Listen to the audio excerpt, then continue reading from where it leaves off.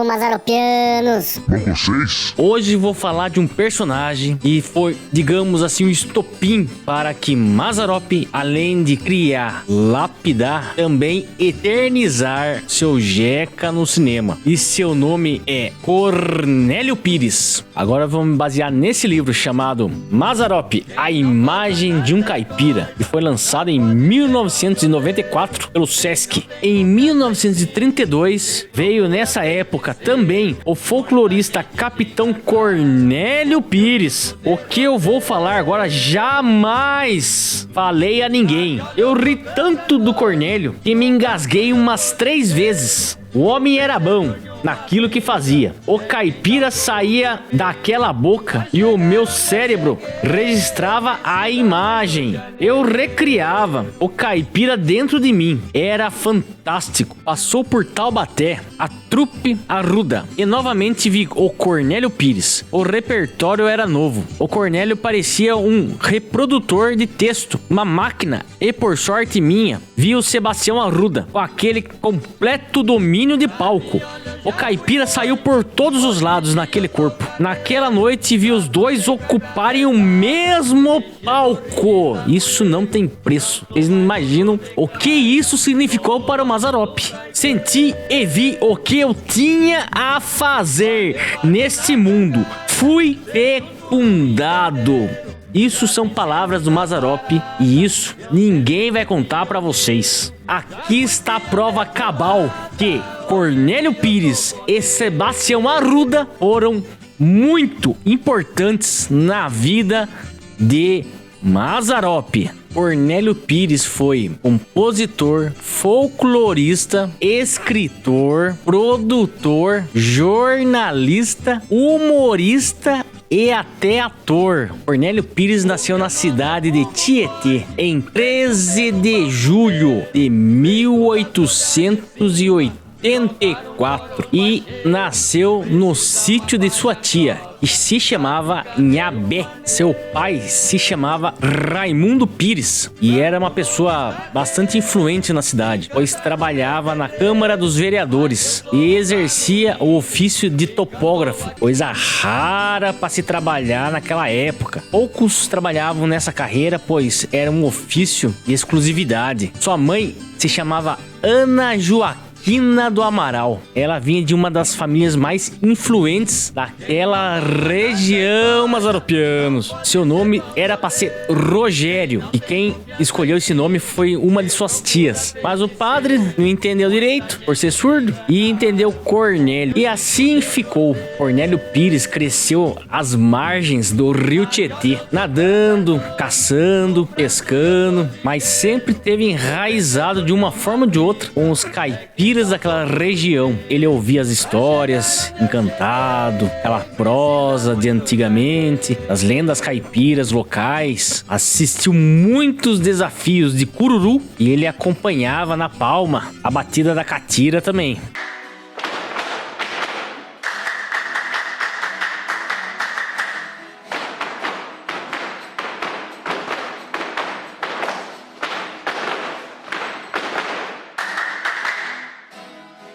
E em 1901 ele terminou seus estudos regulares e foi embora para São Paulo, terminar o resto dos estudos que ainda viriam em sua vida. Quando chegou em São Paulo, ele foi recebido por sua tia Belisária, e ela era dona de uma pensão onde era muito frequentada por estudantes, por jornalistas e intelectuais da época. A partir desse contato com esse meio de amigos, ele começa a frequentar as redações dos maiores jornais de São Paulo, se tornando espécie de um freelancer de jornalista. E em 1902 é contratado como jornalista fixo no jornal Comércio de São Paulo. Em 1904 fez sucesso com suas matérias sobre a revolta da vacina. Já que ele não podia ir até a capital, que na época era o Rio de Janeiro, o que ele fazia? Ele ficava esperando o dia inteiro, desde a manhã, a estação norte, e ele ficava observando os trens abarrotados abarrotados de gente que vinham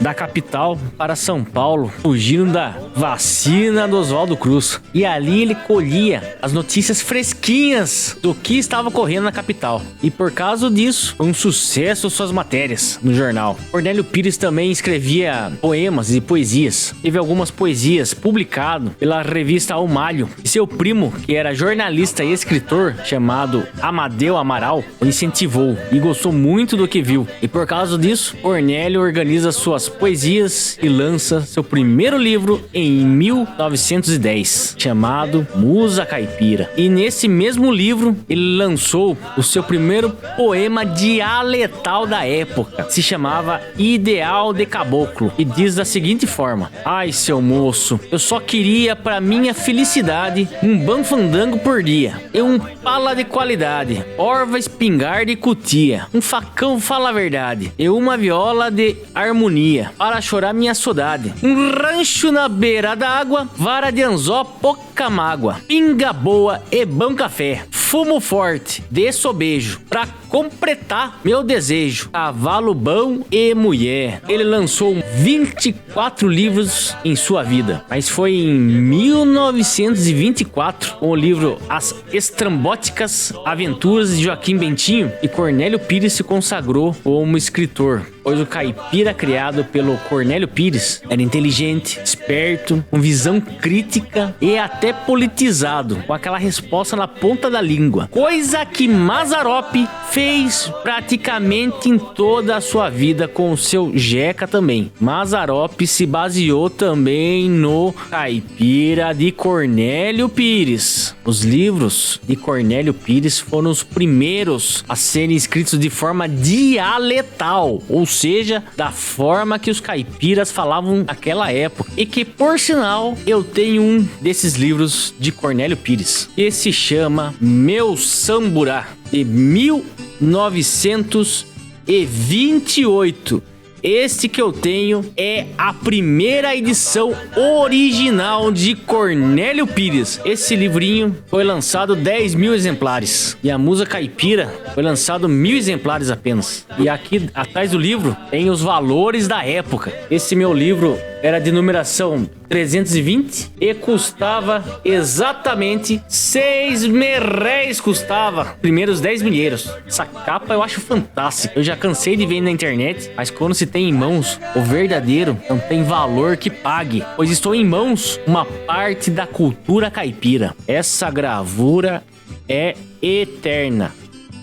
A gravura do Cornélio Pires. E vou ler um trecho de uma das anedotas de Cornélio Pires. Uma festa bem brasileira, já que desapareceu de São Paulo, é a festa de Santa Cruz. Nas cidades do interior apenas restam os bairros da Santa Cruz. Inclusive na minha cidade tem um distrito chamado Santa Cruz. Realmente é minúsculo, mas existe. Naquelas festas, geralmente com grande afluência do povo, havia uma confusão curiosa de barracas, ranchos, botequins, carros de praça, carroças, cargueiros, carros de boi e gente que não acabava mais. Nessas festas todos querem comer, beber e receber trocos ao mesmo tempo. A miuçalha se mistura com cães de todas as raças, famintos que por ali andam a catar ossos de frango ou leitoa, espinha de peixe e bocados que caem. É preciso segurar os bocados no ar, pois há cães que bocam das mãos de quem estiver descuidado. Meu prudente, acompanhado da Nha Marica, entraram numa das barracas e iam gastar o último dinheirinho e sobejaram.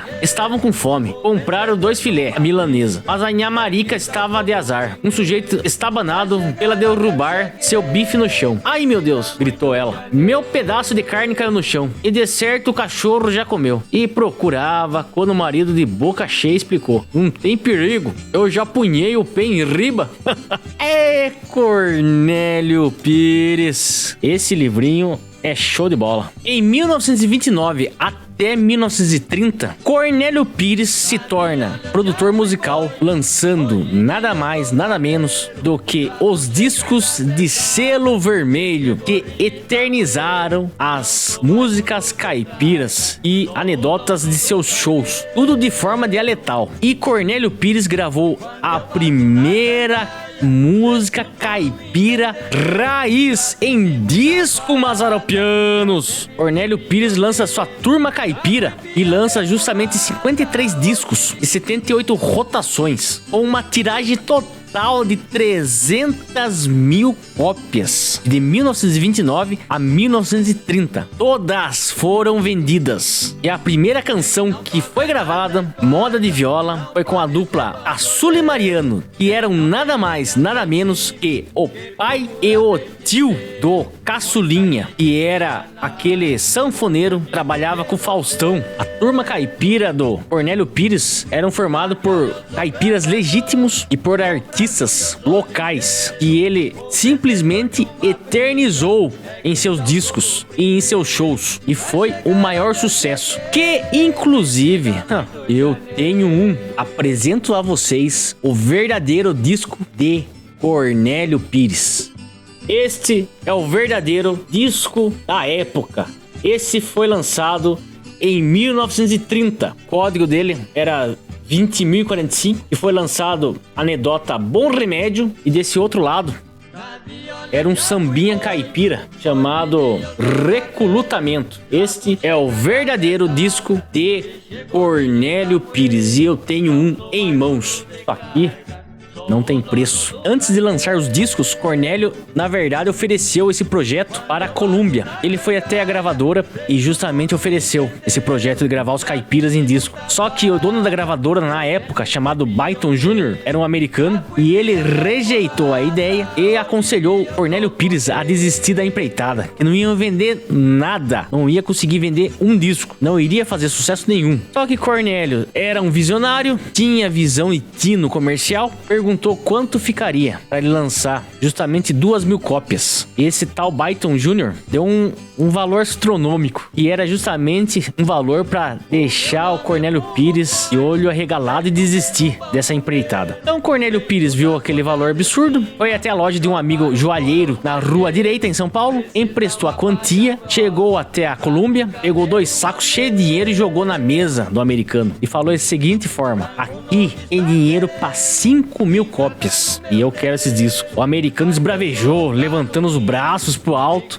mas não adiantou nada. Cornélio Pires mandou gravar e confeccionar os discos de selo vermelho. Só na primeira tiragem foram 25.000 cópias. O americano ficou maluco. Só que Cornélio Pires não deu bola, foi buscar os discos e enfiou dentro do seu carro e partiu para o Oeste Paulista, anunciando seus shows e vendendo os discos. Já pertinho da cidade de Jaú, após 3 dias de viagem, Cornélio ligou na Columbia e falou com o Byton Jr. e pedindo mais discos, pois já havia vendido todos. A partir desse momento, Cornélio Pires abriu as portas para o mercado caipira. E a Columbia, vendo o sucesso que foi, patrocinou o resto das tiragens dos discos de Cornélio Pires. Tanto que vocês podem ver nesse disco. Aqui, ó, tem a marca Columbia já. Pois o americano falava que onde já se viu fabricar tantos discos, não existe tanta vitrola, tanto gramofone aqui nesse país.